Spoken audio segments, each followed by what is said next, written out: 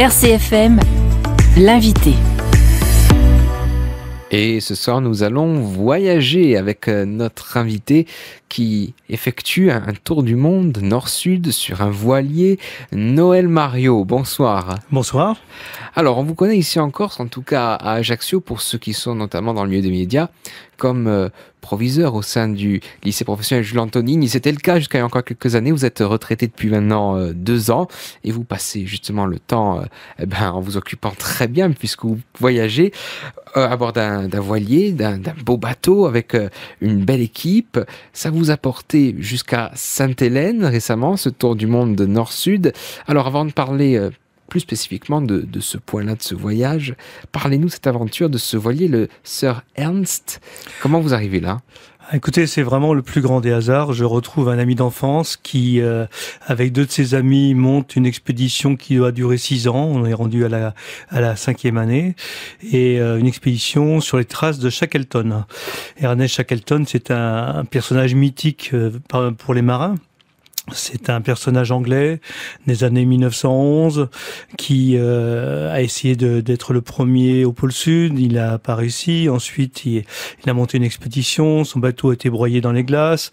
Il a réussi à s'en sortir malgré tout dans des conditions abracadabrantes. Et il est rentré en Angleterre avec l'ensemble de son équipage sans avoir un mort après 18 mois d'aventure. Et il était anobli par la reine d'Angleterre. Donc pour tous les marins, Shackleton, c'est un petit peu le marin qui est revenu avec son équipage, le capitaine qui revient avec son équipage. Comment il se monte ce projet ? Ce projet, c'est une aventure technologique, alors financière bien sûr, c'est 3 personnes qui mettent leurs moyens, il y en a un qui vend sa maison et l'autre qui casse qui casse sa tirelire, et puis un troisième qui a un petit peu de sous, et puis c'est une aventure technologique parce qu'il faut choisir le bon bateau pour faire ce type de navigation dans des mers qui sont difficiles, et c'est aussi une aventure humaine parce que pour avoir un programme sur 6 ans, ça veut dire qu'il faut avoir des gens prêts à venir régulièrement sur le bateau pour pas se retrouver seuls sur des grandes traversées. Et ils ont réussi ce pari, puisque actuellement presque 100 personnes sont passées sur ce bateau et qui sont uniquement des amis, pas des clients, des gens qui sont des copains qui sont venus naviguer. Moi, je fais partie des gens qui ont le plus été sur le bateau parce que j'y ai passé quasiment 18 mois. Mais il y a des gens qui ont passé une semaine. Et donc, au bout du compte, le pari a été réussi. Un tour du monde nord-sud avec des escales, effectivement, pour ses amis aussi qui montent dans ce très beau bateau.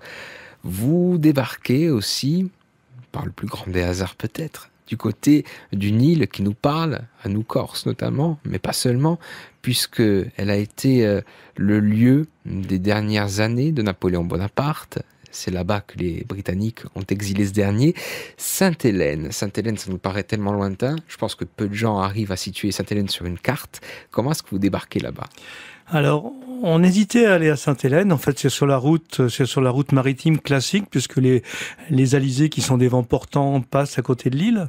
D'ailleurs, pendant bien longtemps, les bateaux se sont arrêtés sur cette trajectoire qui va, on va dire, de l'Afrique du Sud jusqu'à l'Europe. Et puis, par hasard, en étant en Afrique du Sud, à Cape Town, on visitait des caves. Il y a des vignobles magnifiques et on est tombé en arrêt devant une salle où se préparait une exposition et on a vu la photo de Napoléon et avec des verres de vin de Grotte Constantia, c'est un vignoble célèbre. Et puis j'ai essayé de rentrer avec mes amis dans cette pièce qui était fermée.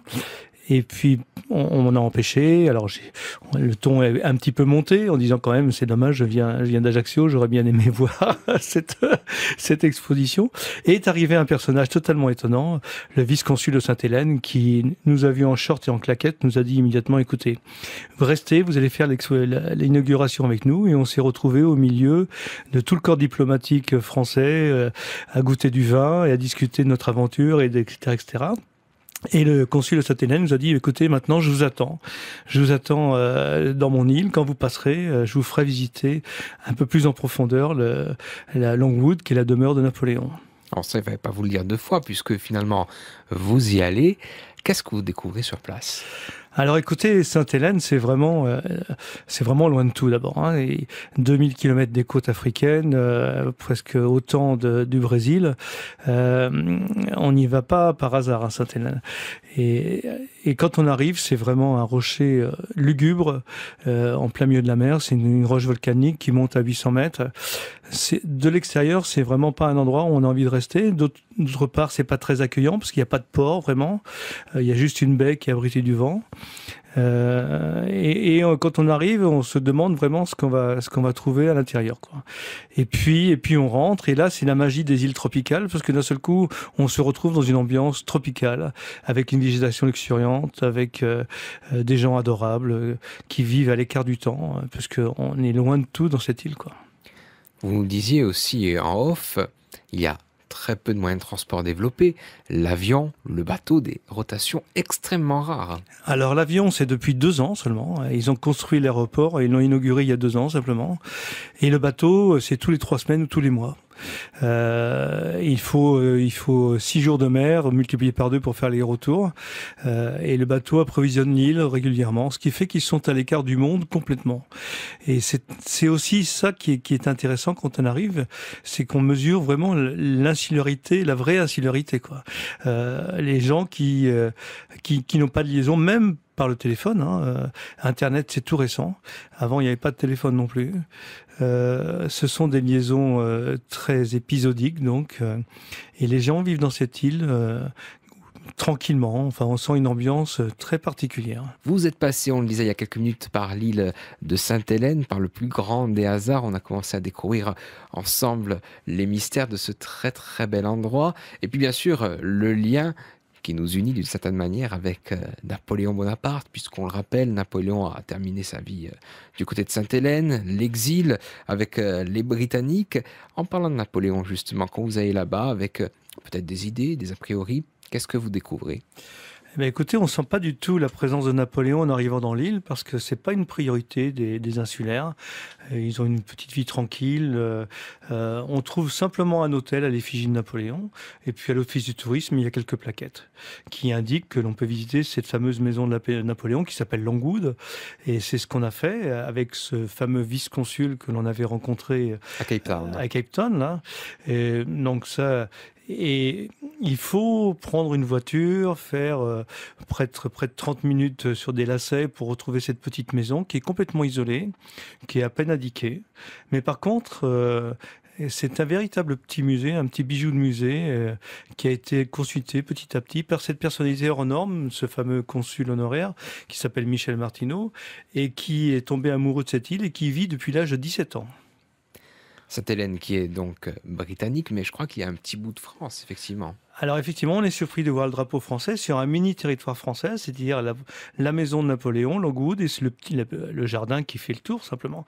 Donc voilà, il y a un demi-hectare qui appartient à la France depuis les années 1870, quelque chose comme ça.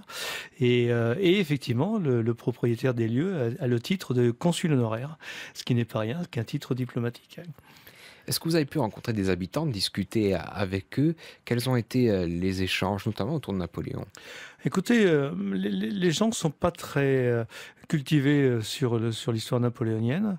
Juste le propriétaire de cet hôtel qui affiche des gravures extraordinaires de la vie de Napoléon.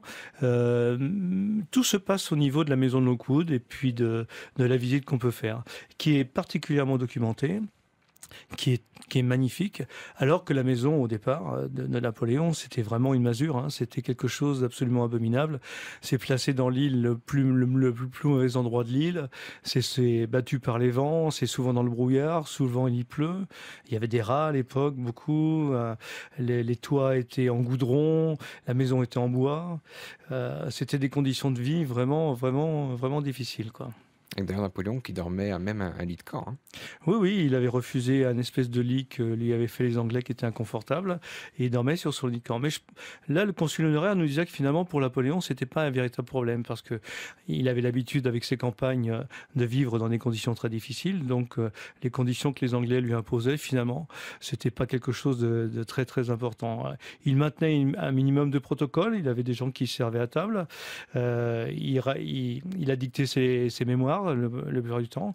Et puis quelque part, il espérait aussi s'évader de cette île-là. Pendant de nombreuses années, il y a pensé.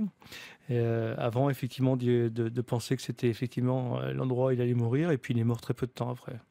Est-ce que dans les échanges que vous avez eus à Sainte-Hélène, le sujet des circonstances de la mort de Napoléon est-il tabou? Est-ce que vous avez ressenti ça? Non, non, en fait, il n'est pas du tout évoqué. Vous savez, on peut visiter la maison de Napoléon avec un audio guide qui est très très bien fait, qui peut durer 2 ou 3 heures. Il n'en parle absolument pas. Donc nous, on a posé la question au consul honoraire, qui nous a dit que le monde entier s'était emparé de l'histoire de Napoléon. Tout le monde a sa théorie. Les Chiliens pensent le tombeau est vide, qu'il s'est évadé, et les Français pensent que c'est les Anglais qui l'ont empoisonné. En fait, il est répété dans cette visite que Napoléon avait une santé très très précaire et que la médecine de l'époque n'a pas arrangé les choses, certainement. Pour continuer un peu à voyager sur Sainte-Hélène, vous avez donc rencontré les habitants. On peut constater quelque chose que l'on ne sait pas forcément, c'est qu'il y a un métissage extraordinaire. Ah oui, alors ça, c'est la première chose que l'on découvre en mettant le pied sur l'île, c'est qu'il y a un métissage fabuleux. Il y a des mélanges des gens de l'Europe, de l'Afrique, l'Afrique orientale, l'Afrique occidentale, du Sri Lanka, de l'Asie, même du Japon. Donc ce sont des mélanges, c'est un melting pot absolument extraordinaire, extraordinaire. Vous avez donc voyagé à plus d'un titre. Oui, oui, c'était des rencontres et puis des gens adorables qui vivent hors du temps parce que là, on est obligé de vivre hors du temps avec un rythme particulier, très anglais, mais aussi très convivial. Les gens se saluent dans la rue. Il y a à peu près 4500 habitants, c'est pas rien sur une petite île qui fait 10 km sur 10 km à peu près. C'est une visite qui vaut le coup. Si les auditeurs qui nous entendent ont envie de passer un moment dans un endroit atypique, totalement à l'écart du monde, c'est quelque chose qu'il faut absolument faire. Avec un beau périple quand même à la clé. Avec un joli périple, il faut partir de l'Afrique du Sud et après 6 jours de bateau, on arrive en vue de Sainte-Hélène. Donc c'est effectivement un joli parcours.